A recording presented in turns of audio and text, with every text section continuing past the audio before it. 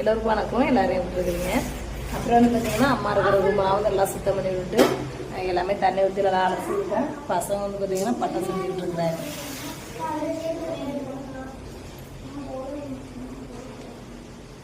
பக்கம்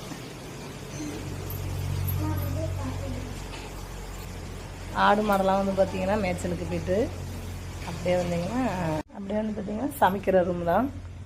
பாத்திரமாக வளைக்கப்பட்டாச்சு.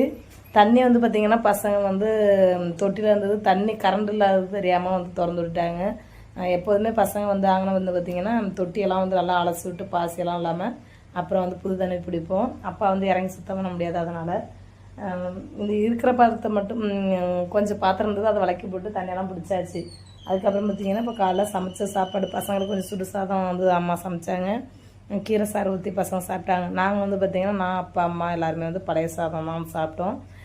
கருவாட்டு குழம்பு நேற்று வச்ச கருவாட்டு குழம்பு இருந்தது, மாங்காய் தொட்டுக்கிட்டு வந்து சாப்பிட்டோம். வெயில் அடிக்குது, அதனால ஒரு மாதிரியாக இருக்குது. அப்புறம் வந்து பார்த்திங்கன்னா அப்பா போயிட்டு இப்போ கடையில் போய் ஜாமெலாம் என்னட்டாங்க.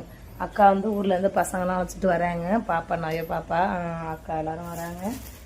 இது வந்து பசங்களுக்கு வந்து ரஸ்க் வாங்கிட்டு அப்புறம் வந்து பார்த்திங்கன்னா